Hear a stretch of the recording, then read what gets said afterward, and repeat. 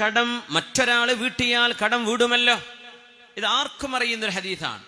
ഹബീബായ നബി തങ്ങളുടെ കാലത്ത് ഒരു മനുഷ്യൻ മരിക്കുകയും ആ മനുഷ്യനെ ജനാസ നിസ്കരിക്കാൻ വേണ്ടി തയ്യാറെടുപ്പുകൾ ചെയ്ത് കുളിപ്പിച്ച് കഫൻ ചെയ്ത് ഹാനൂത്ത് പുരട്ടി കൊണ്ടുവന്ന് കിടത്തിയപ്പോ അല്ലാഹുവിന്റെ ഹബീബ് സ്വല്ലല്ലാഹു അലൈഹി വസല്ലം നിസ്കരിക്കാൻ വേണ്ടി വന്നു. മുത്തുനബി തങ്ങൾ അടുത്തേക്ക് എത്തിയിട്ട് സ്വഹാബികളോട് ചോദിച്ചു, ഇയാൾക്ക് എന്തെങ്കിലും കടമുണ്ടോ?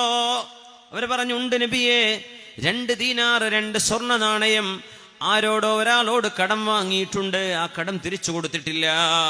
അല്ലാഹുവിന്റെ ഹബീബ് പറഞ്ഞു സ്വല്ലല്ലാഹു അലൈഹി വസല്ലം, എന്തെങ്കിലും കടം വീടാനുള്ള സമ്പത്ത് ബാക്കി വെച്ചിട്ടുണ്ടോ? ഇല്ല നബിയെ, 5 പൈസ ഇല്ലാത്ത ആളാണ്. അല്ലാഹുവിന്റെ ഹബീബായ തങ്ങൾ നിസ്കരിക്കാതെ മാറി നിന്നു. സല്ലു അലാ സാഹിബിക്കും, നിങ്ങൾ നിസ്കരിച്ചോളൂ, ഞാൻ നിസ്കരിക്കില്ല എന്ന് പറഞ്ഞു. അപ്പോഴാണ് അബൂ ഖതാദ റളിയല്ലാഹു അൻഹു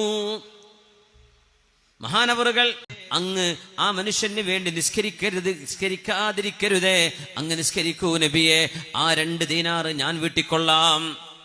ആ ഏറ്റെടുക്കൽ നടന്നപ്പോ മുത്തുനബി തങ്ങൾ ആ മയ്യത്തിന് വേണ്ടി നിസ്കരിച്ചു സ്വല്ലല്ലാഹു അലൈഹി വസല്ലം. ജാബിർ റളിയല്ലാഹു അൻഹു ഹബീബിൽ നിന്ന് ഉദ്ധരിക്കുന്ന ഹദീസാണത്. ഹദീസ് ഇമാം ബൈഹഖിയുടെ സുനനിൽ കുബ്രയിലുണ്ട്, ഇമാം ഹാക്കിം എന്നിവരുടെ മുസ്തദറക്കിലുണ്ട്, അബൂദാവൂദ് നസായി പോലെയുള്ള സുനന്റെ ഇമാമിങ്ങളുടെ സുനൻ കിതാബുകളിലുണ്ട്. വളരെ പ്രസിദ്ധമായ ഹദീസാണിത്. മറ്റൊരാള് വീട്ടിയാൽ ആ മനുഷ്യന്റെ കടം വീടുന്നു. മുത്തുനബി തങ്ങൾ കണ്ടപ്പോ ചോദിച്ചു, അബൂ ഖതാദ, ആ 2 ദീനാറിന്റെ വിഷയം എന്തായി, നിങ്ങൾ വീട്ടിയോ എന്ന് ചോദിച്ചു. മഹാനായ അബൂ ഖതാദ റളിയല്ലാഹു തആല അൻഹു പറഞ്ഞു, നബിയേ, ഇല്ല, വീട്ടിയിട്ടില്ല, ഞാനത് വീട്ടാൻ പോവുകയാണ്. 2ാമത്തെ ദിവസം ചോദിച്ചു അബൂ ഖതാദ തങ്ങളോട്. മഹാനവറുകൾ പറഞ്ഞു, ഇല്ല നബിയേ, മരിച്ചിട്ടില്ലേ ഉള്ളൂ, 2 ദിവസമല്ലേ ആയുള്ളൂ. 3ാമതും ഹബീബായ നബി തങ്ങൾ ചോദിച്ചപ്പോൾ അബൂ ഖതാദ റളിയല്ലാഹു തആല അൻഹു മഹാനവറുകൾ ഹബീബായ നബിയെ കാണുമ്പോൾ ഇത് ചോദിക്കുമെന്ന് ഉറപ്പാണ്. മുത്തുനബി തങ്ങൾ വീണ്ടും കണ്ടപ്പോൾ ചോദിച്ചു, അബൂ ഖതാദ, ആ കടം വീടിയോ?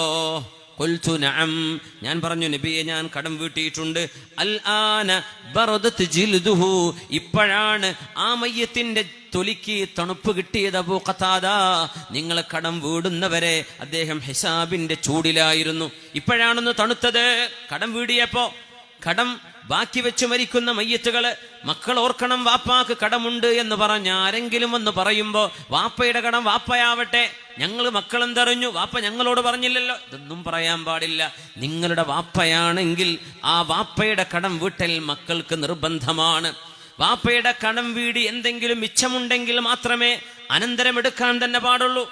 സമ്പത്ത് മുഴുവൻ വീട്ടിയാലും അനന്തരം വീടിൽ ആ വാപ്പയുടെ